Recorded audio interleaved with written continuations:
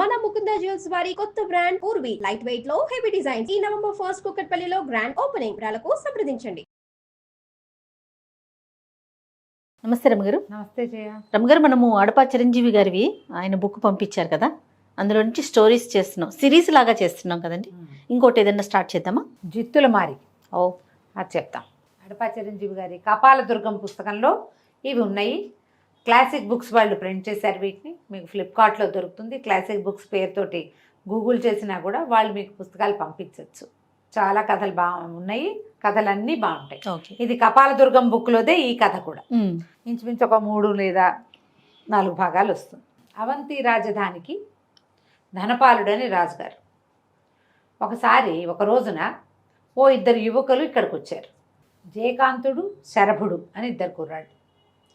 వీళ్ళు ఈ కోట బయట నిలబడి రాజుగారిని కలవడానికి వచ్చాము అని చెప్పారు. చెప్పేసరికల్లా సరే కాస్త ఎవరిని పడితే వాళ్ళని నిజం కానీ పై ఊరు నుంచి కలవడానికి వచ్చాము, రాజుగారిని చూడడానికి వచ్చామంటే సభ ఓపెన్గా ఉన్నప్పుడు కలవనిస్తారు.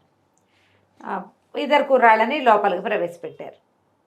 చక్కగా స్మార్ట్గా ఉన్నారు, బలశాలులుగా యుద్ధాలు యుద్ధ విద్యలు వచ్చినట్టుగా కనపడుతున్నారు. సరే వెళ్ళి రాజుగారికి నమస్కారం చేశారు. సభ అంతా సభాసదులంతా ఉన్నారు, సభ తీర్చి ఉంది. మేము కూడా మీ పాలనలో వాళ్ళమే. సువర్ణముఖి నదీ తీరానున్న బ్రహ్మపురం మా ఊరు. నా పేరు జయకాంతుడు, నా స్నేహితుడు శరభుడు. మేమిద్దరము మీకు ఒక విషయం చెప్పడానికి వచ్చాము అని చెప్పండి, ఏదైనా చెప్పమన్నారు. చెప్పమంటే నాకు కళలు కానీ అలవాటు ఉందండి. అప్పుడప్పుడు కళలు వస్తాయి, వచ్చిన కళలు నిజమవుతాయి. నాకు వచ్చిన కళ నిజమవుతోంది అని చెప్పాడు. చెప్తే రెండో వాడు ఏమన్నాడంటే, శరభుడు, ఈ జయుడికి తాత ఉన్నాడు, తాత చనిపోయి బతుకుతాడు మళ్ళీ అని కళ వచ్చింది. మర్నాడు పొద్దున వాళ్ళ తాత చనిపోయాడు. ఆయన పాడి మీద ఎక్కించి తీసుకెళ్తున్నప్పుడు కూడా జయకాంతుడు గొడవ చేశాడు, తాత బతికొస్తాడని. పెట్టిన గొడవకి తీసుకెళ్ళకుండా దహనం చేయకుండా ఆపితే సాయంకాలానికి తాత బతికాడండి. ఒకసారి దొంగల మీద కళ వచ్చింది. ఏదో ఎడ్ల బండి పోయింది. ఆ ఎడ్లు ఎక్కడున్నాయో ఇతని కళలో కనపడింది. దొరికినాయి. సభాసదులంతా నవ్వారు. అలాగా అన్నారు. కళలు నిజం అవుతాయంటే అవుతాయి, లేకపోతే లేదు. ఎవరి కళ వాడికి నిజం అవుతుంది. ఎవరి గురించో కళ ఎట్లా వచ్చి ఎలా ఇదవుతుంది.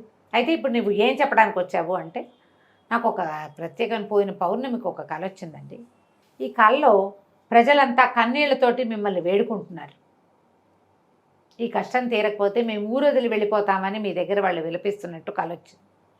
కానీ వాళ్ళకు వచ్చిన కష్టం ఏమిటో నాకు అందులో కనపడలే. ఈ కళ్ళలో నుంచి లేచి నేను అది ఆలోచిస్తూ మళ్ళీ పడుకున్నప్పుడు నాకు మీ యువరాణి మదన మంజరిని నేను వివాహం చేసుకున్నట్టు రెండో కళ వచ్చింది. ఇవి 2 పౌర్ణమి నాటి రాత్రి వచ్చాయి.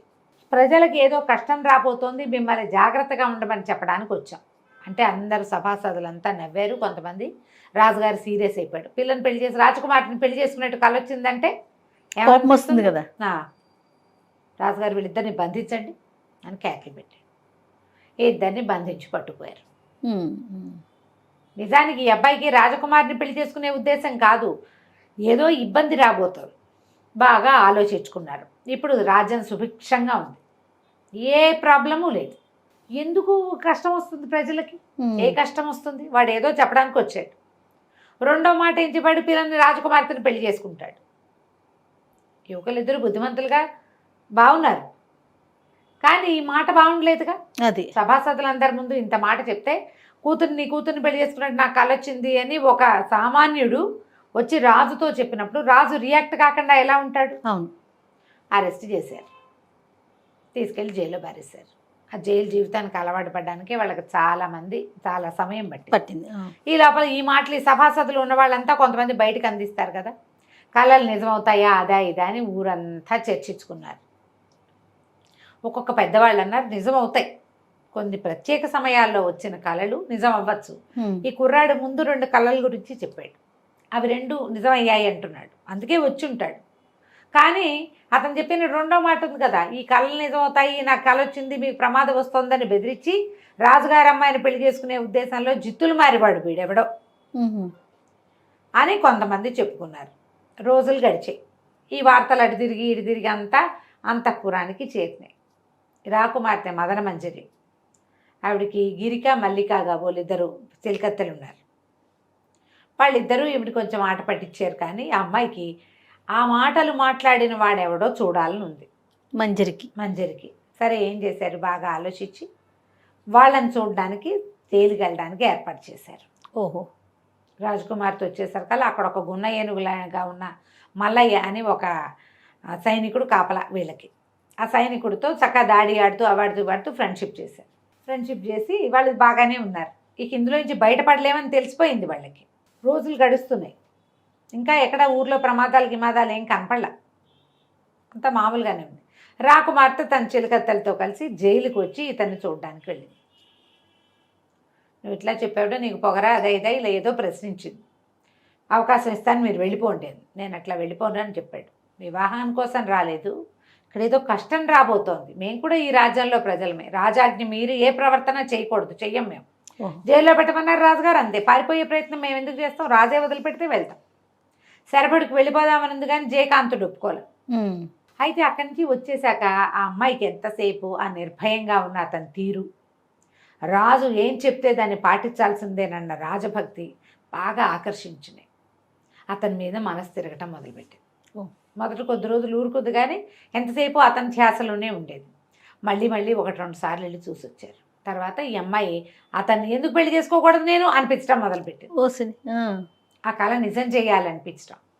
అక్కడి నుంచి ఈ చెలికత్తెలో వీళ్ళు ఏం చేశారు, ఆ మల్లయ్యతో మాట్లాడి రోజు రాత్రిపూట ఇతన్ని తీసుకొచ్చి ఉద్యానవనంలో దిగబడిచ్చే ప్రోగ్రాం పెట్టించారు. మల్లయ్యకి మేము నీకు బంగారు కాసులు ఇస్తాం, 3వ కంటి వాడికి తెలియకుండా తెల్లవారుజాము అర్ధరాత్రి వదిలిపెట్టి తెల్లవారుజాము దింపేస్తాం అని అతను జయకాంతుడు ఇక్కడికి ఉద్యానవనంలోకి రావడం మొదలుపెట్టాడు. వీళ్ళిద్దరూ మెల్లిగా కబుర్లు చెప్పుకున్నారు. తర్వాత ప్రేమలో పడ్డారు. వివాహం చేసుకోవాల్సిందే అనే స్టేజ్కి వచ్చేసారు. ఆడపిల్లలకి ఏముంది పైగా ఆ కాలంలో ఎవరి మీద మనసు పడితే ఇక అంతే కథ. కాలం కూడా అలాంటిదే. ఊర్లో ఏవో రకరకాలు జరుగుతున్నాయి. ఎట్లాంటివి కనపడతాయంటే ఒక 2 ఆడపిల్లలు 4 ఆడపిల్లలు ఎక్కడికో ఆడుకోవడానికి వెళ్ళారు. అంతా ఆడుకున్నారు, తిరిగి వస్తుంటే ఎవరో ఒక ముసలావిడ ఏడుస్తూ కనపడుతుంది. నా కొడుకు కోడల్ని బాగా పిల్లనిచ్చి పెళ్లి చేశాను, నా కోడలు మంచిది కాదు, నన్ను ఇంట్లో నుంచి పంపించేసింది, మా అబ్బాయి కూడా నన్ను పొమ్మన్నాడమ్మా, ఇక్కడ వచ్చి కూర్చున్నానంటే పద మీ ఇంటి దగ్గర దింపుతాను, నువ్వు వచ్చి మా ఇంటికి వచ్చి చెప్తావా అని ఈ అమ్మాయిని అడిగింది.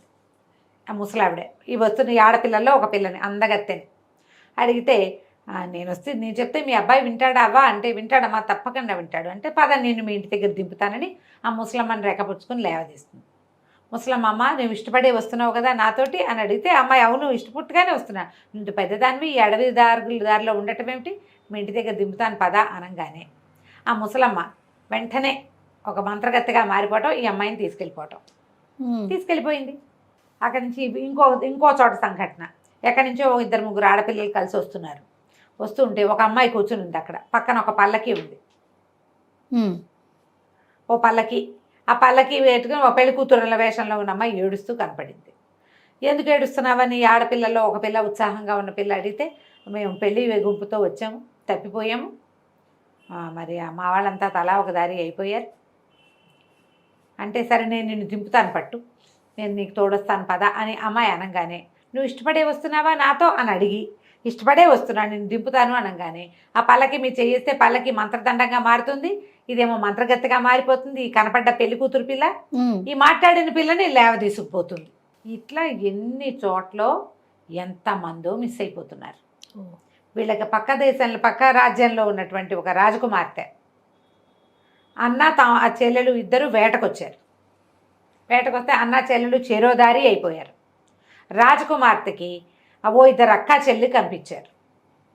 అక్కా చెల్లిని ఎవరో వెంబడబడుతున్నట్టు మాయ అంతా, వాళ్ళెవరో మమ్మల్ని ఇబ్బంది పెడుతున్నారని చూపించి, ఈ వచ్చిన అమ్మాయి రాజకుమార్తె వాళ్ళని యుద్ధం చేసి ఆ వచ్చిన వాళ్ళందరినీ పారద్రోలి, మిమ్మల్ని నేను దింపుతాను అని బండి గుర్రం ఎక్కించుకుంటే, గుర్రంతో పాటు నడిచెళ్తుంటే, నువ్వు ఇష్టపడే వస్తున్నావు కదా మాతోటి అని అడిగి, అవును అనగానే మాయ చేయటం, తీసుకెళ్ళిపోవటం. అయ్యో, రాజకుమార్తె మిస్ అయిపోయింది. పక్క రాజ్యం రాజకుమార్తె మెల్లిగా ఒక్కొక్క ఊళ్ళో ఒక్కొక్క ఇంట్లో, వాళ్ళ ఇంట్లో వీళ్ళింట్లో వాళ్ళ ఇంట్లో అందగత్తెలుగా ఉన్న అమ్మాయిలందరూ మిస్ అయిపోతున్నారు. ఎక్కడెక్కడ సౌందర్యవతులు కరణం గారు అమ్మాయి, మున్సబ్ గారు అమ్మాయి, రెడ్డి గారు అమ్మాయి, చలమయ్య ఏమిటి బంగార పని చేసే వాళ్ళ అమ్మాయి, ఇక అందరూ ఒక్కొక్క జాతి వీళ్ళే అని కాదు, రాజకుమార్తెలే అని కాదు, సౌందర్యవతి పిల్ల అందగత్తె అనుకున్నావా, బయటికి వెళ్తే మిస్ అయిపోవటమే. రాజు ఏం పట్టించుకోవట్లేదని పుట్టేసింది. అంతేగా ఇప్పుడు ప్రభుత్వం ఏం చేసింది అంటే, ఎక్కడో వరదలు వచ్చినాయి వెంటనే ప్రభుత్వం అంటాం మనం. అవును, వరద రావడానికి ప్రభుత్వం ఏం చేయలేదు, కొంచెం ఇంకా స్పీడ్గా చెయ్యాలి అంతే అంతే. తప్పిస్తే దాన్ని ఆపలేరు కదా ప్రకృతి వైపరీత్యాలని. ఇప్పుడు ఇలా మాయమంత్రాలను ఎవరేం చేస్తారు? దాంతో నానా గందరగోళము చెలరేగిపోయింది ఊర్లో. ఒక రకంగా కాదు. ఇంతలో ఏమైంది, కొంతమంది చేరి మనం రాజుగారి దగ్గరికి వెళ్దాం, రాజుతోటి మాట్లాడి చూద్దాము. వీళ్ళల్లో కొంతమందికి తట్టింది. పూర్వం ఒక కుర్రాడు వచ్చాడు, ఏదో విపత్కర పరిస్థితి వస్తుందని, వచ్చినట్టు కలొచ్చిందని చెప్పాడు. ఆ కుర్రాడు ఏమయ్యాడు? ఇక రాజుగారు అమ్మాయిని పెళ్లి చేసుకోవడం పాయింట్ వదిలేశారు. విపత్కర పరిస్థితి వస్తుందన్న మాట తెలిసింది. ఆ అబ్బాయి ఏమయ్యాడు అని మాట్లాడుకుంటున్నారు. ఏమయ్యాడు? వాడు రాజకుమార్తెకి ప్రియుడయ్యాడు. అదే కదా, అందులో ఉన్నాడు, జైల్లో ఉన్నాడు. ఈ కోలంతా వచ్చేసరికి అలా ప్రజలందరూ రాజుగారి దగ్గరకు వచ్చారు, తిరగబడ్డారు. తిరగబట్టడానికి ఏముంది, ఈ ఊళ్ళో ఉంటే ఆడపిల్లలు మాయమైపోతున్నారు, మేము వేరే దేశాన్ని పక్క దేశాలకు వలస వెళ్ళిపోతాం, మిగిలిన పిల్లలనైనా బతికించుకోవాలి కదా. ఒక మంత్రగత్తె ఆమె పిల్లల్ని మాయం చేస్తోంది, ఏదైనా చెయ్యండి అని వలవల ఏడుస్తూ అందరూ శోకాలు పెట్టారు. నేను తప్పకుండా చూస్తాను, తప్పకుండా చేస్తాను, ఎవరైతే ఈ మాయమైపోయిన ఆడపిల్లల్ని తీసుకొస్తారో, మంత్రగత్తెని ఎవరైతే పట్టుకుంటారో వాళ్ళకి అర్ధరాజ్యం ఇస్తా అని ప్రకటన చేశారు. ప్రజలంతా సంతోషించారు. ఇంత బిందాస్గా ఎవరంటారు? సరేనని వెళ్ళిపోయారు. ఏకాంతంగా కూర్చుని ఈ మాయమంత్రాలు ఎక్కడి నుంచి వచ్చినాయి మన రాజ్యంలోకి, ఎట్లా ఇది జరిగింది అని ఆలోచిస్తే ఇంకప్పుడు స్పార్క్ లాగా వెలిగింది. ఇలాగే ప్రజలు కళ్ళ నీళ్ళు పెట్టుకుని పరాయి దేశం వెళ్ళిపోతామని అంటున్నట్టు మనకు ఒకళ్ళు చెప్పారు. ఎవడు వాడు? మంత్రి గారు వచ్చాడు. మంత్రి గారు అన్నాడు, ప్రభు అప్పుడు ఒక కుర్రవాడు, 2 కుర్రాళ్ళు వచ్చారు, వాళ్ళు చెప్పారు ఈ సంగతి. వాళ్ళు ఇప్పుడు ఎక్కడున్నారు? జైల్లో ఉన్నారు ప్రభు. అప్పుడు ఆయన గుర్తొచ్చింది, ఓహో నా కుమార్తెని వివాహం చేసుకుంటానన్నాడని జైల్లో పెట్టాను, జైల్లో పెట్టాం. అయితే మంత్రి అన్నాడు, ప్రభు ఒక ముఖ్యమైన విషయం చెప్పాలి. రాజకుమార్తె ప్రతి రాత్రి అప్పుడు వచ్చిన యువకులు ఇద్దరిలో ఒక యువకుడిని రాత్రిపూట ఉద్యానవనంలో కలుస్తోందని ఒక వార్త ఉంది అనగానే రాజుకు నవ్వొచ్చింది. వాడు 2 కళలు చెప్పాడు. ఒకటేమో ప్రజలు ఏడుస్తారని, రెండోదేమో రాకుమార్తెతో వివాహానికి ప్రబంధం జరిగిపోయింది. ఇక్కడ ప్రజలు ఏడ్చేందుకు ప్రబంధం జరిగిపోతుంది అంటే నిజమే అన్నమాట. వాళ్ళిద్దరిని విడిపించి తీసుకురండి. విడిపించి తీసుకొచ్చాక ఏం జరిగిందో మనం వచ్చే భాగంలో తెలుసుకుందాం. కానీ అడపా చిరంజీవి గారి నావెల్స్ ఎంత బాగున్నాయి రమ్మగారు. చిన్న ట్విస్ట్ బ్రహ్మాండంగా, ఒక దాన్ని మించి ఒకటి ఉన్నాయి. కానీ అన్ని ట్విస్టులే ఉన్నాయి. హాయిగా చదువుకోవచ్చు జయ. లాంగ్వేజ్ ఎంత సింపుల్ గా ఉంటుందో, చాలా సుఖంగా వెళ్తుంది కథ.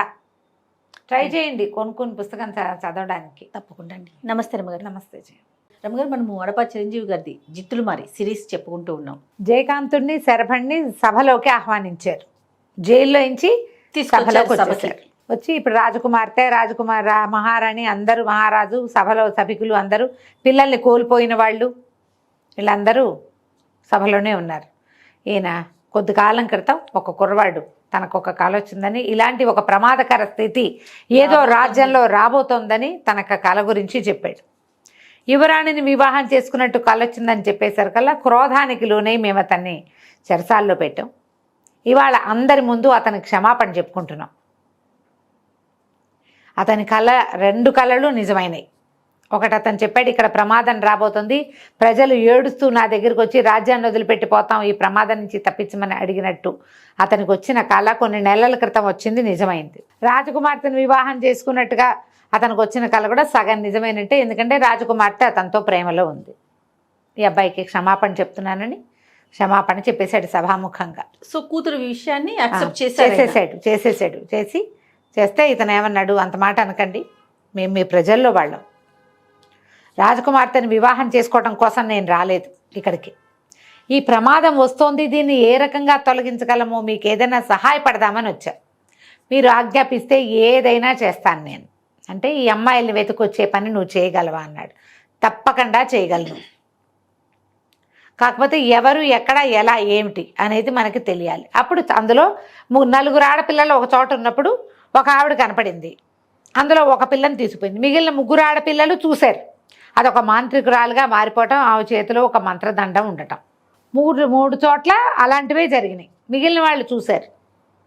పక్క రాజ్యపు రాజకుమార్తె రాగలతను ఎత్తుకుపోయినప్పుడు ఎవరు చూడలే, వాళ్ళు చూసుకున్నారు. వాళ్ళకి తెలుసు, వీళ్ళకి తెలియదు. ఈ ఊళ్ళో జరిగినవి ప్రతి చోట కొంతమంది పిల్లలు ఉండగానే, మిగిలిన పిల్లలు ఉండగానే అందగత్తైన పిల్లని ఆమె తీసుకుపోయింది, ఒక మాంత్రికురాలు, వికృత రూపిణి ఒక ఆవిడే. ఇప్పుడు ఇది వెతుక్కుంటూ వెళ్ళాలి. ఏది దీనికి దరితెన్ను లేదు, అది ఎక్కడుందో తెలియదు మనకి, ప్రయత్నం చేసుకుంటూ వెళ్ళాల్సిందే. ఇక్కడ ఎవరైనా ఉన్నారా అని తెలుసుకోవాలి. అయితే రాజుగారు ఏం చేశారంటే వీళ్ళిద్దరికీ చెరుకోపళ్ళ నిండా బంగారు నాణేలు పోసి ఇచ్చారు. 2 చక్కటి నల్లటి గుర్రాలని గిఫ్ట్ ఇచ్చారు.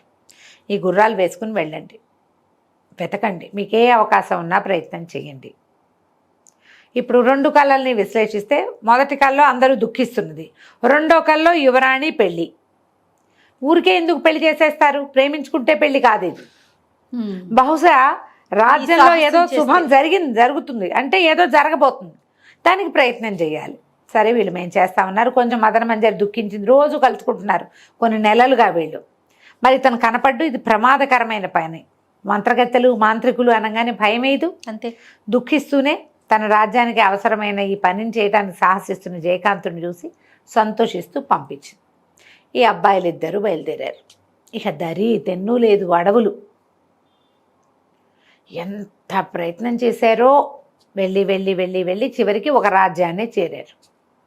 ఈ రాజ్యాన్ని చేరాక ఈ రాజ్యం ఏమిటి? కుండిన రాజ్యం, కుండిన నగరం. అది ఈ నగరంలోకి ప్రవేశించి వీళ్ళు ఇప్పుడు 3-4 రోజులు ప్రయాణం చేశారు. మొదట వాళ్ళు కట్టించిన ఆహారం అంతా అయిపోతుంది. ఎన్ని రోజులు ఉంటాయి వండిన ఆహారాలు? కాయా కసరు తింటున్నారు. సరే ఇక్కడ ఎవరైనా పుట్టకోళ్ళ ఇల్లో ఏదైనా దొరుకుతాయేమో చూద్దామని నగరం లోపలికి వెళ్ళారు. అది కుండిన నగరం అని తెలిసింది. వీళ్ళు ఇక్కడ ఏమైనా పుట్టకోళ్ళు దొరుకుతాయా అదే అని అడిగారు. అడిగితే బాబు ఈయన ముందుకెళ్ళండి, రాజుగారు కట్టించిన ధర్మశాలలే ఉంటాయి. అయితే ఒక పని చేయాలండి, మీరు రాజుగారిని చూడాలి. ఎందుకు, అది అవసరమా అని అడిగారు వీళ్ళు. అవసరం అంటే కాదండి, కానీ ఎవరైనా వీరులు రాజ్యంలోకి వస్తే నాకు ఒకసారి చూపించమని అడుగుతారు, మీ ఇష్టం అంటే వీళ్ళు సరే రాజుగారిని మేము కలుస్తామన్నారు. ఇద్దరిని రాజుగారి దగ్గర తీసుకుపోతే ఆయన ఆ రాజ్యానికి రాజుగారి పేరు విక్రమకేసరి.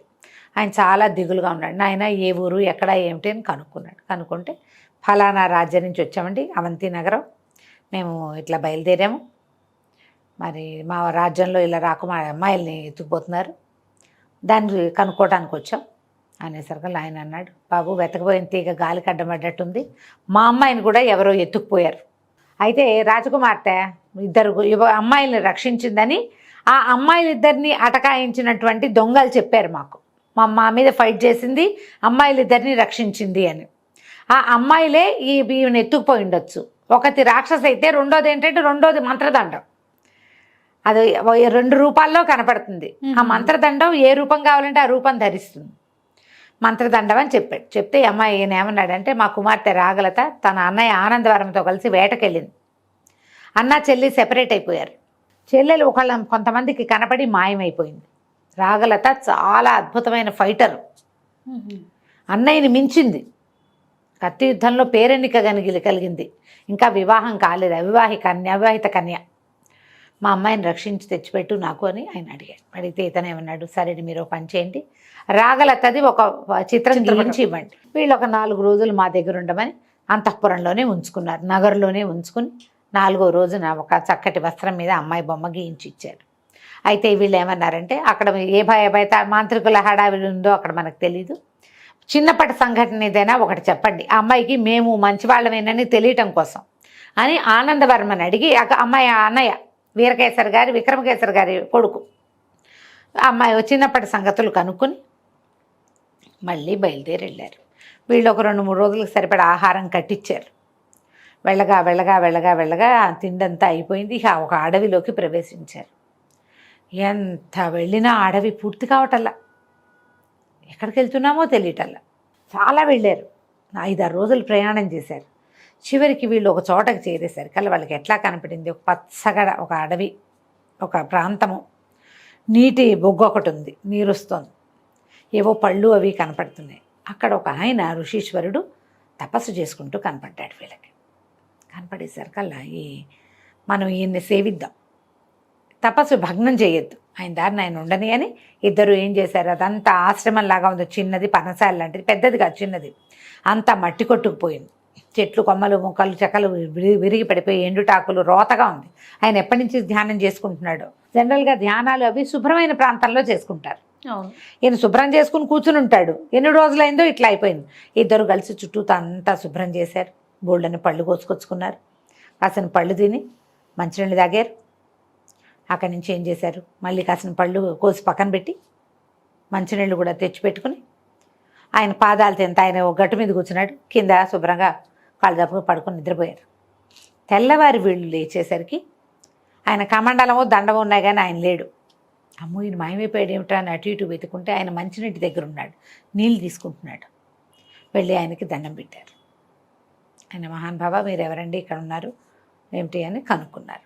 ఆయన వచ్చి ఇక్కడ కూర్చుంటే వీళ్ళు పళ్ళు కోసుకొచ్చి పెట్టి ఆయనకి మళ్ళీ మంచినీళ్ళు తెచ్చిపెట్టి ఆయన్ని బాగా కంఫర్ట్ చేసి, అయ్యా ఒక మహత్కార్యం కోసం బయలుదేరాము, మరి మాకు ఏదైనా సహాయం చేయండి, దారి తెన్ను తెలియటం లేదు, ఎంతోమంది ఆడపిల్లలు ఇక్కడ ఇట్లా మాయమైపోయారు, ఒక రాజకుమార్తె కూడా మాయమైంది, మా ఊరి ప్రజలంతా గోల పెడతారు, ఇంకా ఎక్కడెక్కడ ఏ ఏ ప్రాంతాల్లో ప్రజలు గోల పెడుతున్నారో తెలీదు అని చెప్పేసరికి ఆయన అన్నాడు, ఆయన కళ్ళు మూసుకుని భేతాళ మోహిని ఎత్తుకెళ్ళిన రాకుమార్తె అమ్మాయిల కోసం వచ్చారు మీరు అనేసరికి అప్పటికి వీళ్ళకి తెలిసింది భేతాళ మోహిని దాని పేరు. అవునండి ఇట్లా ఇట్లా ఎత్తుకుపోయింది, ఆమె చేతిలో ఒక మంత్రదండ ఉంది చెప్పారు. చెప్పేసరికి ఆయన అన్నాడు, నాయన మీరు వచ్చిన దూరం చాలదు, ఇంకా 1000 యోజనాలు వెళ్ళాలి మీరు. ఎలాగా అదంతా?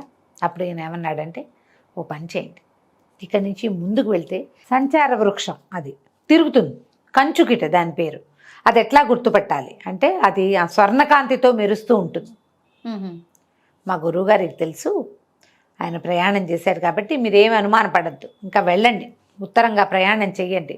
ఆ సంచార వృక్షం ఏంటి, సంగీతం పాడుతుంది, మనం దాని వైపు చూసాక ఆ సంగీతం పాడడం మానేస్తుంది. మీరు తనని తాను గుర్తించేలాగా ఏర్పాటు చేసి పెట్టుకుంటుంది, సంగీతం పాడుతూ ఉంటుంది. ఆ చెట్టు ఎక్కాక ఇంకా మాట్లాడద్దు, కళ్ళు తెరవద్దు, నేను చెప్పిన మంత్రాన్ని జపం చేసుకోండి అని చెప్పి ఒక చిన్న అద్దం ఇచ్చేట ఆయన. ఈ దర్పణం, ఇందులో మీరు ఏది కోరితే అది కనపడుతుంది, మీరు కోరిన ఇది తీరుస్తుంది, మిమ్మల్ని ఆ మంత్రగత్తె నివాసం దగ్గర దింపుతుంది, ఎక్కడైతే భేతాళ మోహిని ఉంటుందో అక్కడ దాకా దింపుతుంది, మీకు శుభం జరుగుతుంది, ఆయన మీరు వచ్చిన పని అవుతుంది, ఈ సంచార వృక్షాన్ని పట్టుకోండి అని చెప్పారు. చెప్తే ఆయనకు దండాలు పెట్టి ఆ మంత్రం బాగా నేర్చుకుని ఆ దర్పణం జేబులో పెట్టుకుని చిన్న అద్దం మాకు ఏమంటారు చేతద్దాలు ఉంటాయి కదా, హ్యాండిల్ ఉండేది అలాంటిది, ఇక పుచ్చుకొని బయలుదేరారు.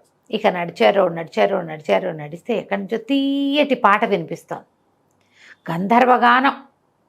ఆ గానం ఎట్టించి వస్తుందా అని వెతికితే ఒక మూలగా బంగారపు రంగు ఆకులతో ధగ మెరుస్తూ ఒక వృక్షం కనపడింది వీళ్ళకి. ఎప్పుడైతే వీళ్ళ దృష్టి చెట్టు మీద పడిందో పాట మానేసింది, ఇదే పాడుతోంది. ఆయన చెప్పింది ఇదే, స్వర్ణవర్ణంతో ఉంటుందని చెప్పారు. బంగారు ఆకులు కనపడితే పరిగెత్తుకుంటూ వెళ్ళారు ఆ చెట్టుకి. వెళ్ళి చెట్టుకు దండం పెట్టి చెట్టు ఎక్కి కూర్చుని 2 కొమ్మలుగా గట్టిగా పట్టుకుని పడిపోకుండా మంత్రం పునశ్చరణ చేయటం మొదలుపెట్టారు ఇద్దరు. అది కళ్ళు తెరవకూడదు, నోరు మాట్లాడకూడదు, జపం మాత్రమే చేయాలి. ఈ జపం చేయటం మొదలుపెట్టి లోపల తలుచుకుంటున్నారు, భేతాళ మోహిని ఉండే ప్రాంతానికి చేర్చు, మమ్మల్ని చేర్చు అని. అది బలంగా వేళ్ళు ఊనుకుని నుంచుని, ఇంతలావు మొదలున్న చెట్టుకి ఎంత వేళ్ళు ఉంటాయి వీళ్ళకి తెలుస్తూ ఉండగానే ఆ వృక్షం ఇట్లా భూమిలోంచి వేళ్ళని పెకలించుకుని రైమని ప్రయాణం చేయటం మొదలుపెట్టింది. వీళ్ళు మంత్రం ఆపలేదు, కళ్ళు తెరవలేదు. వెళ్ళగా ఒక చోట దింపేసింది, మొత్తం వెళ్ళిపోయింది చెట్టు నేలలోకి. వెళ్ళేసరికి చెట్టు ఆగిపోయింది. దీనికి ప్రయాణం జయ్యమని వెళ్ళటము టక్కమని ఆగటమో తెలుస్తుంది కదా. ఎప్పుడైతే చెట్టు ఆగిందో మెల్లిగా లేచి చూసుకుంటే ఏమిటి, అదేదో పెద్ద పర్వతంలాగా ఉంది, ఖాళీగా ఉంది, ఒక కొండలు ఉన్నాయి, ఖాళీగా నిరాబాగా కనపడుతోంది, డ్రైగా ఉందంతా. చెట్టు దిగారు ఇద్దరు. మనకు చెప్పారు, ఏం చెప్పారు సిద్ధేంద్ర యోగి, ఎక్కడ మంత్రగత్త నివాసం ఉందో అక్కడ దింపుతుంది, అక్కడి నుంచి లోపలికి వెళ్ళటం ఎలాగా అనేది దర్పణం చూపిస్తుంది, ఈ దర్పణమే మీకు దారి చూపిస్తుంది అని చెప్పాడు ఆయన. అందులో మీకు ఏం కావాలో చూడండి, అది మీకు దారి చూపిస్తుంది. సరే వీళ్ళు ఇట్లా చెట్టు దిగి అటు ఇటు చూసే లోపల వెనకాల నుంచి నాయన అని వినపడింది. ఒక బంగారు కాంతులతోన్నటువంటి ఒక యక్షకన్య దేవకన్య అక్కడ నిలబడింది. వీళ్ళు ఆశ్చర్యపోయారు, ఎవరమ్మా నువ్వు అన్నారు. మిమ్మల్ని తెచ్చిన కంచుకనే సంచార వృక్షాన్ని నేనే నాయన, నేను దేవ కన్యని. ఒకసారి నాట్యంలో సంగీతంలో పోటీలు జరిగినాయి, నేను చాలా బాగా నాట్యం చేశాను. అయితే నాకంటే నా ప్రత్యర్థి ఎవరైతే ఉన్నారో అపోనెంట్, ఆ అమ్మాయి గెలిచింది. నేను గెలవకపోవడంతో కోపంతో దేవేంద్రుడిని నిందించాను. దేవేంద్రుడిని నిందించి, స్వర్గాన్ని నిందించి, పెద్దవాళ్ళందరినీ నిందించేసరికల్లా భూమి మీద పడి ఉండు నువ్వు, భూమి మీద ఉపయోగం లేని గానం పాడుకుంటూ ఉండమని నన్ను శపించాడు. నేను సంచార వృక్షంగా మారిపోయాను. అయితే నేను పదే పదే బతిమలాడితే ఇంద్రుడు నాకు ఏదైనా ఒక మహత్కార్యానికి ఉపయోగపడినప్పుడు నాకు ఈ జన్మ నుంచి విముక్తి వస్తుందని చెప్పాడు. ఎంతమందో ఋషుల్ని మహర్షుల్ని అన్ని చోట్లకి తిప్పాను. కొంతమంది కన్యలని, వాళ్ళని ప్రాణాలు కాపాడే పరిధి చేస్తున్నందుకు ఒక మానవుడికి ఉపయోగపడితే నాకు ఇది విముక్తి వస్తుందన్నారు. నాకు ముక్తి వచ్చేసింది నాయన, చాలా సంతోషం, మీ పని అయిపోతుంది అని చెప్పేసరికల్లా వీళ్ళు పదే దండాలు పెట్టారు. నువ్వు ఇంత దూరం తీసుకొచ్చావు కాబట్టి మేము వచ్చామమ్మా అంటే, నువ్వు ఎప్పుడో మీ పని ఎంత అయ్యాక ఒక వరం ఇస్తాను, కావాలంటే కోరుకోమని. అయితే సరిపడు అన్నాడు, అమ్మా నా వాడికి ఒక వరం, నాకు ఒక వరం, 2 వరాలు ఇవ్వాలంటే ఆవిడకి నవ్వింది. అలాగే తెలివిగల వాళ్ళు, మీరిద్దరికీ చెరుకో వరము ఇస్తాను, ఒకసారి మీ కోరిక తీరుస్తా అని చెప్పి మాయమైపోయింది. ఇప్పుడు వీళ్ళు ఏం చేయబోతారో మనం వచ్చే భాగంలో తెలుసుకుందాం. తప్పకుండా రమ్మగారు. నమస్తే. నమస్తే జయ. రమ్మగారు, మనము అడప చిరంజీవి గారిది స్టోరీ చెప్పుకుంటున్నాం, జిత్తుల మారి. నాకు జిత్తుల మారి అనగానే నక్కయ్య గుర్తొస్తుంది. అలా అంటాం కదా, జిత్తుల మారి మన కథల్లో నక్కని నెగిటివ్ గా అలా ఫీట్ చేసేసుకున్నాం. అవును, నక్క తెలివితేటలు. అది ఎందుకంటే పారసైట్ అమ్మా అది. నక్క సొంతంగా సంపాదించుకుని తిందు, అవును, ఏవైనా సంపాదించి వదిలిపెట్టినవే తింటుంది, అదే చేస్తుంది. అది పట్టడం ఎట్లాగా అని చూస్తుందిట. వేటాడే కెపాసిటీ లేదు దానికి, అందుకే జిత్తుల మారితనం అంటారు. ఎక్కడున్నాం మనం? సంచార వృక్షం ఎక్కి వెళ్ళారు. జయకాంతుడు శరభుడు ఇద్దరు దిగారు. దిగితే అదంతా ఒక నిరాభగా ఉంది, ఏదో ఉన్నట్టే ఉంది, ఏమిటో కనపడదు. అప్పుడు వీళ్ళు అద్దం తీశారు. వీళ్ళ దగ్గర దర్పణం ఉంది. ఆ దర్పణంలో చూశారు. ఓ దర్పణ మిత్రుడా, మాకు చెప్పు, ఎక్కడుంది భేతాళ మోహిని కోట అంటే, అందులో చూస్తే ఎదురుగుండా ఉన్నది కోటే, బ్రహ్మాండమైంది, పెద్ద తలుపు. సరే, ఇప్పుడు భేతాళ మోహిని ఏం చేస్తోంది అది కూడా చూశారు. ఆ భేతాళ మోహిని నగరం లోపల ఏం కనపడుతోందంటే, చుట్టూతా బోల్డంతమంది అందగత్తెలు నుంచుని ఉన్నారు. ఒక మహాద్భుత సౌందర్యవతి, మంచి పరాక్రమశాలిగా ఉన్న ఒక అమ్మాయి, రాక్షస మొహంతో పిశాచంలాగా ఉన్నటువంటి వికృత రూపంతో ఉన్న ఒక యోధురాలు, ఇద్దరు కత్తి యుద్ధం చేస్తున్నారు. అబ్బో సూపరు. మిగిలిన వాళ్ళంతా, చుట్టూతో ఉన్న వాళ్ళంతా ఆసక్తిగా చూస్తున్నారు, చప్పట్లు కూడా కొడుతున్నారు మధ్య మధ్యలో. చిట్టటి వారికి ఏమైంది, అందంగా ఉన్న అమ్మాయి ఓడిపోయింది, వికృత రూపిణిగా ఉన్న యోధురాలు గెలిచింది. అప్పుడు ఆవిడేమంది, శభాష్ రాగలత, ఓడిపోయినా కూడా నీ ఖడ్గచాలన విద్య చాలా గొప్పది, నువ్వు చాలా చేసావు, నువ్వు చాలా బాగా ఫైట్ చేసావు అంటోంది. అప్పుడు ఈ అమ్మాయి ఏమంటుంది, అందాల రాణి నీ శక్తి ముందు నేనెంత అంటోంది. ఇది అందాల రాణి ఎవరు, ఓడిపోయిందే నిజానికి అందాల రాణి, కానీ దాన్ని పొగుడుతున్నారు, కానీ దాన్ని అందాల రాణి అంటున్నారు. చుట్టూతో ఉన్న వాళ్ళంతా చప్పట్లు కొట్టారు. ఆవిడ చకచకా నడుచుకుంటూ వెళ్ళిపోతుంది. అర్థం కాల. ఈ అమ్మాయి ఈవిడ భేతాళ మోహిని అనుకుందాం, ఎవరు వికృత రూపంగా ఉన్నది భేతాళ మోహిని, రాగలత అంది అంటే అందగత్తిగా ఉన్నది రాగలత, మనం ఇంతకు ముందు చూసినటువంటి రాకుమార్తె అయి ఉండాలి. ఫైట్ చేస్తున్నారు. మిగిలిన వాళ్ళంతా ఇప్పుడు బందీలుగా ఉన్న వాళ్ళు ఎత్తుకొచ్చేస్తే ఏడుపు కొట్టు మొహాలతో ఉండాలి, కానీ అవన్నీ ఉత్సాహంగా మంచి మంచి బట్టలు కట్టుకుని శభాష్ చప్పట్లు కొట్టుకుంటూ బాగానే ఉన్నాయి. ఫైటింగులు చూసి ఎంజాయ్ చేస్తారంటే బాగున్నట్టు, అంతేగా. అర్థం కాల. సరే కోట లోపలికి వెళ్దాం ముందు అని చెప్పి చుట్టూతా ప్రయత్నం చేయటం మొదలుపెట్టారు. ఈ కోటలో ఏమున్నాయో చూద్దాం అనుకున్నారు. అన్ని దర్పణంలో ఈ కోటలో ఏమేమి ఉన్నాయంటే, లోపల రాక్షసగణం పిశాచగణం ఉంది, లోపల ఏవో కాపాలిక శక్తులు ఉన్నాయి, లోపల పెద్ద పెద్ద సభాభవనాలు ఎంతో అందంగా అలంకరించినవి, భయమేసేలాంటివి కూడా అన్నీ కనపడుతున్నాయి. ఇప్పుడు ద్వారం ఎట్లా, చుట్టూతా తిరిగారు ఆ కోటకి, ఎక్కడా కనపడలే. ఇప్పుడు లోపలికి వెళ్ళటానికి ద్వారం కూడా దర్పణం సహాయం చేస్తుంది అన్నారు కదా, సిద్ధేంద్ర ఋషి గారు ఇచ్చినటువంటి ఆ మంత్రాన్ని చదువుకుని అందులో చూశారు. ఇందులో ఎట్లా ఈ ద్వారం తీయాలి అంటే, ఆ తలుపు తీయటానికి కూడా ఒక మంత్రం ఉంది. ఏమిటది, అందాల రాణి, అపరంజి బొమ్మ, భేతాళ మోహిని, తలుపు తెరు అనాలి అని అక్కడ ఒక మేట ఉంది, దాన్ని నొక్కాలని ఉంది. సో ఆవిడ సౌందర్యాన్ని పొగడాలి అంతే కదా. అక్కడ దాకా వెళ్ళి అక్కడ నిలబడి వీళ్ళు అందాల రాణి, అపరంజి బొమ్మ, భేతాళ మోహిని ద్వారం తీయమంటే తలుపు తెరుచుకుంది. కోటకోడలాగానే ఉంది, అది చెబితే కానీ తీయదు. లోపలికి వెళ్తే ఎన్ని రకాల రాక్షస మొహాలు, పిశాచపు మొహాలు, భయంకరమైనటువంటి విగ్రహాలు, నానా భయంకరమైన వ్యవహారాలు ఉన్నాయి. వీళ్ళు అలా ఇలా మొత్తం వీళ్ళు ఏం చేశారు, ముందు చూశారు కదా అద్దంలో అన్ని చోట, వీళ్ళకి లోపల తెలుసు ఏ పక్క నుంచి ఏ పక్కకి వెళ్ళాలో తెలుస్తుంది.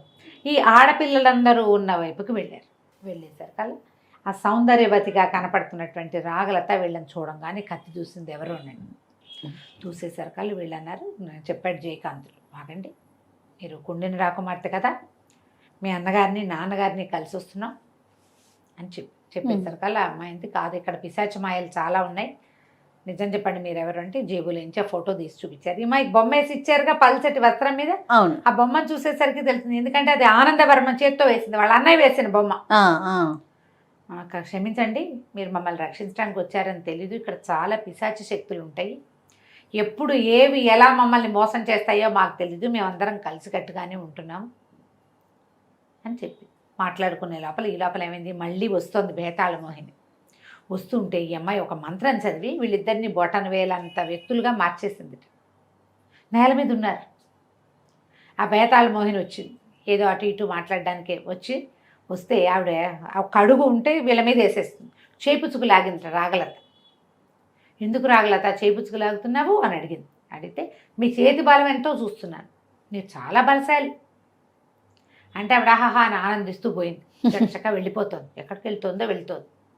వీళ్ళిద్దరూ ఆశ్చర్యపోయారు, మీకు మంత్రాలు ఎట్లా వచ్చండి అంటే, నాకు ఈ ఖడ్గచాలన విద్య చిన్నప్పటి నుంచి వచ్చు, మా అన్న నేను కవల పిల్లలం ఒకేసారి మాకు విద్యలు నేర్పించారు, అన్నయ్య కంటే కూడా నాకు బాగా వచ్చింది, ఈవిడికి బాగా ఖడ్గ విద్య మీద ఆసక్తి, ఈ భేతాళ మోహినికి మమ్మల్ని తీసుకొచ్చింది కానీ మమ్మల్ని ఏమీ ఇబ్బంది పెట్టట్ల, హాయిగా ఉంటుంది, హాయిగా ఉంచుతుంది, ఎప్పటికప్పుడు పోటీలు పెడుతుంది, మాలో మేము సంగీత పోటీలు డ్యాన్స్ పోటీలు అన్నీ అవుతుంటాయి, మేమందరం హాయిగా ఉన్నాం.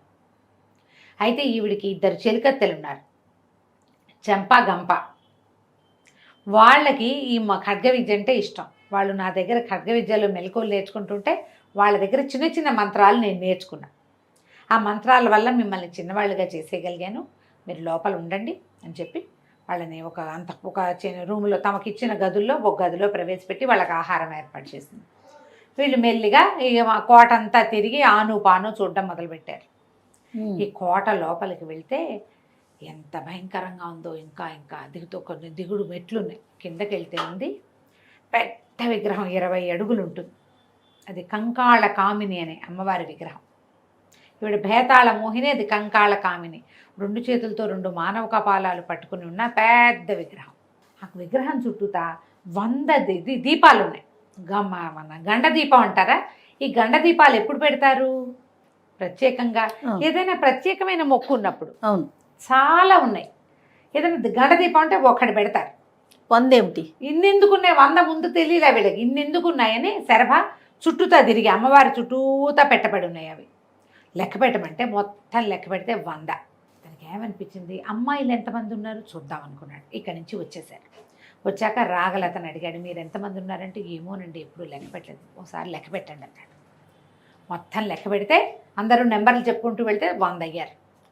అప్పుడు చెప్పాడు, అక్కడ కంకాళ మోహిని, కంకాళ కామిని విగ్రహం ఒకటి ఉంది, అమ్మవారి విగ్రహం భీకర శక్తిగా ఉంది, అక్కడ బలిచ్చేందుకు ఏర్పాట్లు ఉన్నాయి. 100 గండ దీపాలు పెట్టారు, అంటే ఒక్కొక్క అమ్మాయిని ఒక్కొక్క దీపం రిప్రజెంట్ చేస్తుంది. 100 దీపాలు పూర్తయినాయి. ఏదో ఒక ముహూర్తంలో బహుశా మిమ్మల్ని బలివ్వడానికి తెచ్చింది. ఎందుకు బలిస్తోంది, ఏనాడు బలిస్తుంది, అది ఎప్పుడో తెలుసుకోవాలంటే ఉనికిపోయారు వీళ్ళు. ముందంతా భయం వేసింది, కానీ ఇక్కడికి వచ్చాక తమలాంటి వాళ్ళే అందగత్తెలుండి, చక్కగా అంతఃపురంలాగా ఉండి, ఆడుకునేందుకు వీలుగా ఉండి, కబుర్లు చెప్పుకునేందుకు మనుషులుండి, శుభ్రమైన తిండి, అలంకరణ సామాగ్రి, నాట్యాలు, కత్తి యుద్ధాలు అన్నీ ఉంటే చచ్చిపోతామని భయమేలా. ఇప్పుడు అర్థమైంది ఏం జరగబోతోంది అని. ఉనికి చచ్చిపోయారు. ఏం చేయాలి ఇప్పుడు, అసలు ఇదేం జరుగుతుంది. ఇప్పుడు ఇతను ఏమన్నాడు, మీకు 2 ఉన్నారు కదా చెంపా గంప, వాళ్ళని కనుక్కుందాం, ముందు అసలు ఈ అమ్మాయి ఎక్కడుందో చూడాలి. ఈవిడ ఏం చేస్తోంది, ఉమ్, మిమ్మల్ని ఇక్కడ దింపింది ఒక్కొక్కరిని. తర్వాత తను ఏం చేస్తోంది, ఉమ్, తీరా సరే మన దగ్గర అద్దం ఉందని ఆ అద్దంలో చూస్తే ఈ అమ్మాయి, ఈ భేతాళ మోహిని అమ్మాయి అనకూడదు, ఈ ఉమ్, మంత్రగత్తె, మంత్రగత్తె. ఈ మంత్రగత్తె ఒక శిథిల గృహంలో ఉంది. ఉహు, ఆ శిథిల గృహంలో ఒక వ్యక్తి ఎవరో ఇట్లాగా గొలుసులతోటి కట్టివేయబడి ఉన్నాడు. ఆయన మహాపురుషుడిలాగా కనపడుతున్నాడు, చాలా పెద్ద భారీకాయుడు. కానీ ఒంటి మీద బట్టలన్నీ చీకిపోయి వీపు మీద వాతలు తేలి నెత్తురు తట్లుగా ఉండి ఉమ్, అలా ఉన్న ఒక స్వరూపంలో ఉన్న ఒక యువకుడు. ఆయన యువకుడు అంటే మిడిల్ ఏజ్ అనుకో, ఒక 40 years ఉంటాయి. మహాపురుష లక్షణాలు ఉన్నాయి, కానీ ఓపిగ్గా లేడు, బాగా దెబ్బలు తిని అలసిపోయినట్టున్నాడు. అతని ముందు ఈ మెడ నిలబడి ఉంది భేతాళ మోహిని. ఇప్పుడైనా ఒప్పుకో, నన్ను పెళ్లి చేసుకో ఓహో, అని అడుగుతోంది. ఆయన అన్నాడు, నువ్వు ఏం చేసినా సరే నేను పెళ్లి చేసుకోను అంటే, ఏమీ లేదు, ఇంకొక 4 రోజుల్లో నీకు కావలసినంత అందంగా మారిపోతాను నేను. నీకు ఎంత అందంగా కావాలో అంత అందంగా, 4 రోజులు. ఈ 4 రోజుల తర్వాత ఏమవుతావు అంటే, నేను సౌందర్యవతిగా మారిపోతాను అని చెప్తోంది. వీళ్ళకి ఏమర్థమైంది, ఓహో 4 రోజుల్లో ఏదో చేయబోతోంది. ముందు ఈయనెవరు, ఈయన్ని ఎందుకు కట్టేసింది, ఈవిడ పెళ్లి చేసుకోవాలని ఎందుకు అనుకుంటుంది, మంత్రగత్తెకి ఈ పెళ్లికోవాలేమిటి? 4 రోజుల తర్వాత వీళ్ళందరినీ బలిస్తే ఆవిడేమైనా అందంగా మారిపోతుందా? అందుకేనా 4 ఆడపిల్లలుంటే అందులో ఉన్న ఒక అందగత్తెని తెచ్చింది. అక్కడ ఉన్న అమ్మాయిలకి తెలీదు, ఈ అబ్బాయిలిద్దరికీ తెలుసు. ఎందుకంటే ప్రతి చోట నుంచి ఆవిడ ఏం చేసి పిక్ చేసినట్టు బ్యూటిఫుల్ గర్ల్స్నే తీసుకొచ్చింది. ఉమ్, అక్కడ ఉన్న 100 మంది అమ్మాయిలు ఒకళ్ళని మించి ఉన్న ఒకళ్ళ సౌందర్యవతులు. ఒక పిల్లని తీసి పక్కన పెట్టడానికి లేదు, రంగు తక్కువ లేదు, రూపు తక్కువ లేదు, అందం తక్కువ లేదు. ప్రతి వాళ్ళు ఆ పద్మిని జాతి స్త్రీ లక్షణాలు ఉన్న పిల్లలే వాళ్ళు. సరే తెలిసిపోయింది వీళ్ళకి, ఇది చేస్తుంది 4 రోజుల్లో జరగబోతోంది. ఇంతలో ఏమైంది, ఈ చెంప గంప వాళ్ళిద్దరికీ ఇది వీళ్ళెవరో 2 కుర్రాళ్ళని తెచ్చి ఇక్కడ పెట్టారని తెలిసిపోయింది. అయ్యో, పట్టేశారు వాళ్ళు. పట్టేస్తే రాగలత వాళ్ళని బెదిరించేసింది. ఈ విషయం కనుక చెప్పారంటే మిమ్మల్ని నాకు అత్తివేటికి అరేస్తాను, చంపేస్తాను మిమ్మల్ని అనేసరికల్ వాళ్ళు అన్నారు, అమ్మ మా తల్లి, ఈవిడ యజ్ఞం పూర్తయితే ఎప్పుడో బయటికి పోయి పెళ్ళిళ్ళు చేసుకుందాం అనుకుంటున్నాం, పెళ్లి వయసులు దాటిపోయినాయి, మిమ్మల్ని రక్షించడానికి వచ్చారు కదా వీళ్ళు, మీతో పాటు మమ్మల్ని కూడా తీసుకుపోండి, మరి మమ్మల్ని కూడా రక్షించండి, మేము ఏదో సహాయం చేద్దామని ఆవిడ దగ్గర చేస్తే 15 సంవత్సరాల నుంచి ఈ గోల్లోనే ఉన్నాము, పెళ్లి వయసులు కూడా దాటిపోయినాయి, మేము ఎవరికి చెప్పము, మమ్మల్ని కూడా తీసుకెళ్తామంటే మీకు సహాయం చేస్తామన్నారు. ఇంతకీ యజ్ఞం ఎప్పుడు? ఇంకొక 4 రోజుల్లో బలి కార్యక్రమం జరగబోతుంది. ఏం చేయబోతుంది? ఇతను ఎవరైనా ఒక వ్యక్తి ఉన్నాడంటే మాకు తెలీదు, వాళ్ళకి తెలీదు. అప్పుడు వీళ్ళు ఏం చేశారు, చూపించారు, ఆ అద్దం చూపించాడు జయకాంతుడు. ఈ అద్దంలో ఒక వ్యక్తి కనపడుతున్నాడు. అసలు ఎక్కడుంది ఈ శిథిల గృహం? ఈ శిథిల గృహం ఎక్కడుంది అంటే వీళ్ళకి గుర్తుపట్టలేరు, వీళ్ళకి కోట ఆనుపాతి ఏదో కొంచెమే తెలిసింది. ఆ చెంపా గంప ఏమన్నారంటే, ఇది ఇప్పుడు మనం ఉన్న చోటికి వెనక భాగంలో ఉంది, మేము ఎవ్వరం వెళ్ళాం, అక్కడ ఒక రాక్షసుడు కాపలా ఉంటాడు, అక్కడ ఏముందో మాకు తెలియదు, మేము కూడా ఇప్పుడే చూస్తున్నాం, ఆ రాక్షసుడిని సంహరిస్తే కానీ ఆయన్ని తేలేరు. సరే వీళ్ళు ఏమనుకున్నారు, ముందు ఆయన బయటికి తెచ్చి అసలు వీళ్ళ కథ ఏంటో తెలుసుకున్నాక అప్పుడు చూద్దాం అనుకున్నారు. జయకాంతుడు శరభుడు ఆ శిథిల గృహంలో ఉన్నటువంటి మహాపురుషుణ్ణి రక్షించడానికి వెళ్ళారు. ఆయన ఎవరు, ఏం జరగబోతుందో మనం వచ్చే భాగంలో తెలుసుకుందాం. తప్పకుండా రమ్మగారు. నమస్తే. నమస్తే జయ. రమ్మగారు, మనము అడప చిరంజీవి గారిది జిత్తులు మరి చెప్పుకుంటున్నాం, ట్విస్టుల మీద ట్విస్టులు. అదే ఎండ్లోకి వచ్చేసామండి, ఎండ్ పార్ట్. ఈ పార్ట్ తోటి అయిపోతుంది. ఈ దర్పణంలో ఆ రాజకుమారుడిని, ఒక రాజుగారిని చూశారు కదా వీళ్ళు, ఒక మహావీరుణ్ణి. అప్పుడే వీళ్ళకి తెలిసిపోయింది ఏమిటి, ఈవిడ 4 రోజుల్లో మహాద్భుత సౌందర్యవతిగా ఎలా మారుతుంది అన్న విషయం కూడా ఆయనకి చెప్పింది.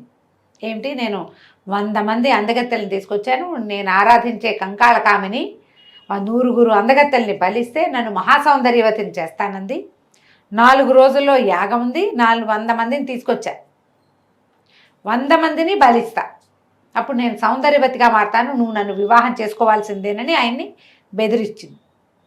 ఇప్పుడు ఈయన్ని రక్షించడం ఎట్లా అని చెప్పి వీళ్ళు ఏం చేశారు, ఇద్దరు ఆవిడ కంకాళ కామిని పూజలో ఉండగా ఏమైనారుగా చెంపా గంప వీళ్ళిద్దరూ వీళ్ళకి సహాయం చేయడానికి ఒప్పుకున్నారు. ఆవిడ చిలకత్తెలుగా ఉన్న, ఆవిడకి సహాయకారులుగా ఉన్న అమ్మాయిలు ఇద్దరు వీళ్ళకి సహాయం చేయడానికి ఒప్పుకున్నారు. ఆవిడ పూజకి వెళ్తే 3-4 గంటల దాకా రాదు బయటికి. ఆవిడ పూజకి వెళ్ళిపోయిందని పరిగెత్తుకుంటూ వచ్చి చెప్పగానే ఈ అబ్బాయిలు ఇద్దరు జయకాంతుడు శరభుడు వెళ్ళి ఆ మహాపురుషుడిని రక్షించడానికి వెళ్ళారు.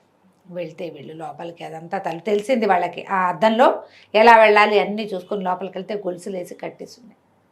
ఆ గొలుసులన్నీ ఊడదీసేసరికల్లా ఒక రాక్షసుడు చండప్రచండుడిలాగా ఉన్నవాడు, మొహం నిండా కళ్ళున్నవాడు వచ్చి మీద పడ్డాడు.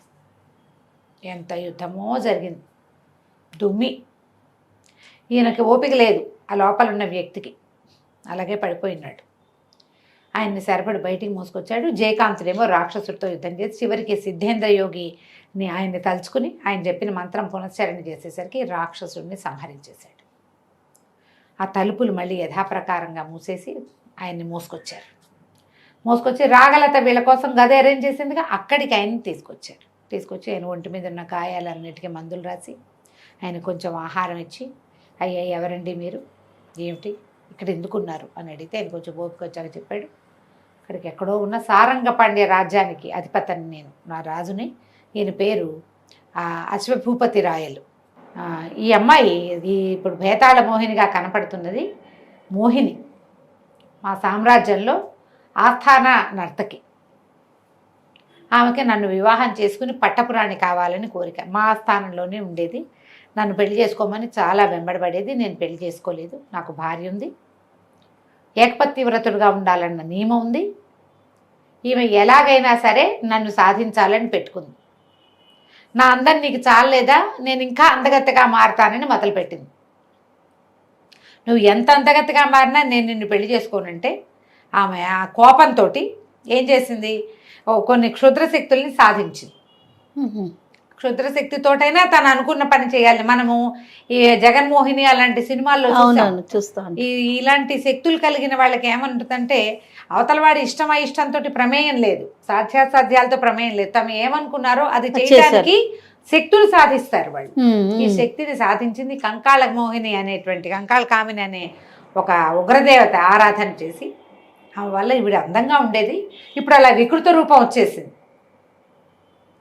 అయితే ఎప్పుడో ఆ కంకాళ కామిని ఈమెకి ఏం వరం ఇచ్చింది, 100 మంది సౌందర్యవతులైన కన్యల్ని నాకు బలివ్వు, నేను సౌందర్యవతిని చేస్తానంది. నాతో వివాహం కోసం సౌందర్యవతిగా మారాలని పెట్టుకుంది. అందుకని ఎంతసేపు అందాల రాణి అని పిలిపించుకుంటుంది. అందరూ అందాల రాణి అనే పిలుస్తారు. అందాల రాణి, అపరంజి బొమ్మ. ఆఖరికి ఆ తలుపులు తెలుసుకోవడానికి కూడా అదే, తన అందాల రాణిని కావాలని కోరిక. నా భార్య నా తల్లిదండ్రులు చూస్తూ ఉండగానే నన్ను మాయం చేసి తీసుకొచ్చేసింది.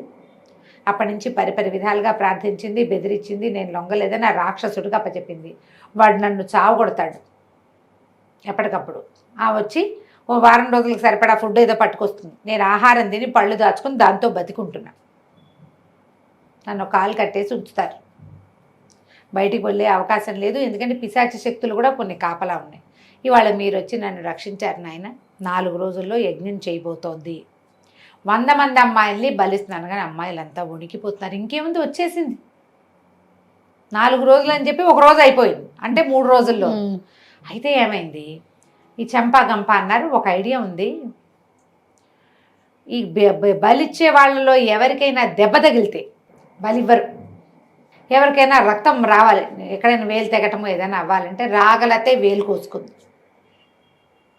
ఈ లోపల ఈయనకేమో ఈ అశ్వపతి రాయలకి చెంపా గంప చక్కగా అవి ఇవి మందులు తెచ్చి వైద్యం చేశారు.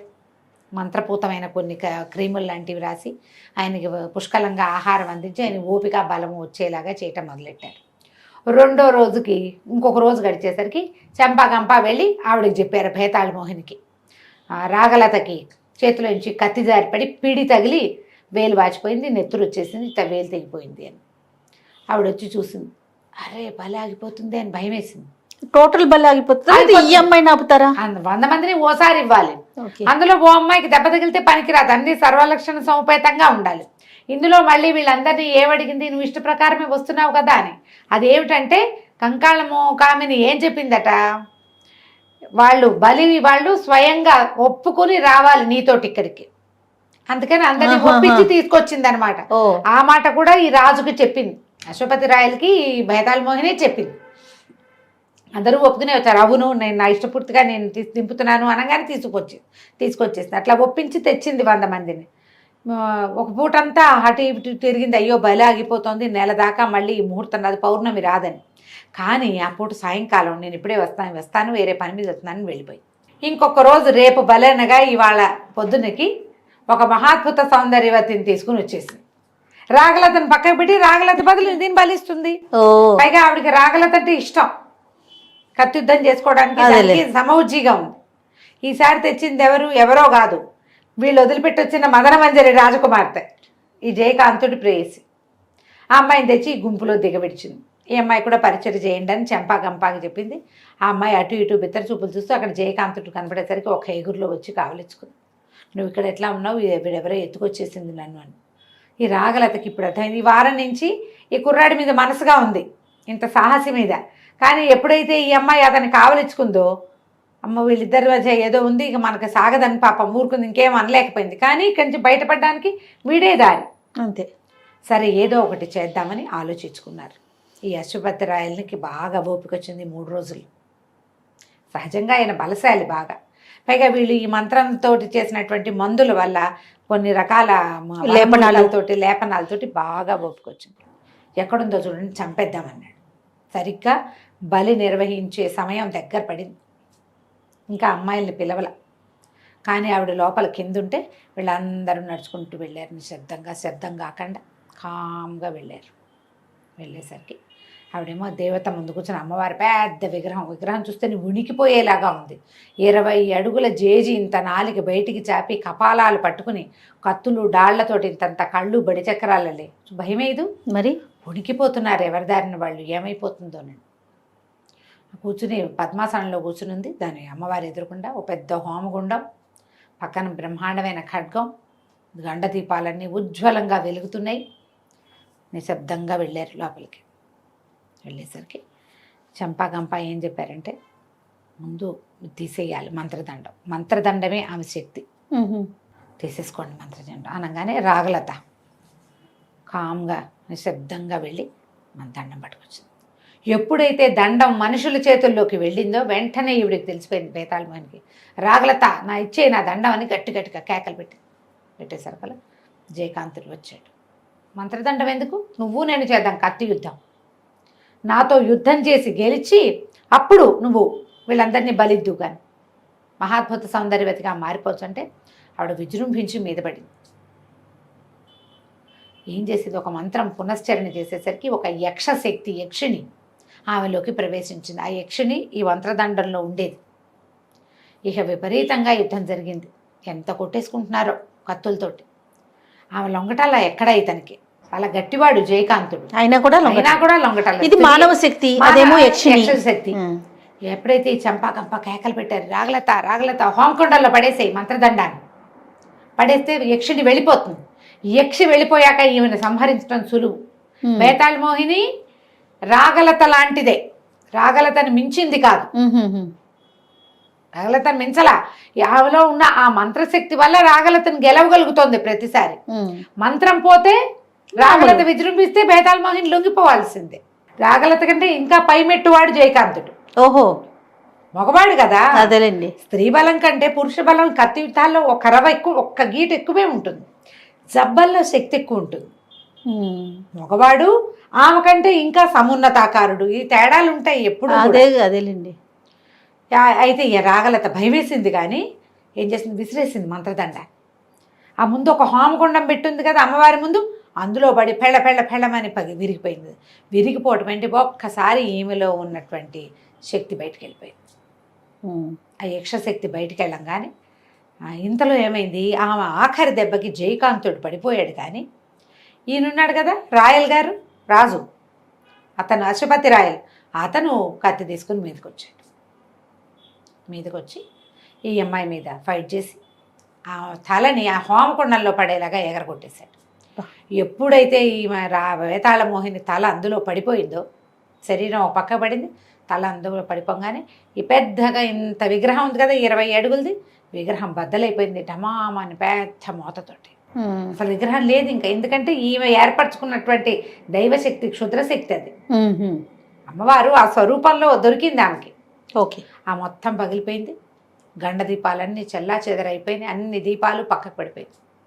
అంతకుముందు వీళ్ళు ఉన్నారు కదా, వాళ్ళ కోసం అవి నిలబెట్టున్నాయి. ఈ మొత్తం అంతా చెల్లాచెదరు చేసేసి ఈ పిశాచ గణాలు అవి ఇవి అన్నీ కూడా కీబే అని అరుచుకుంటూ పారిపోయినాయి అన్నీ.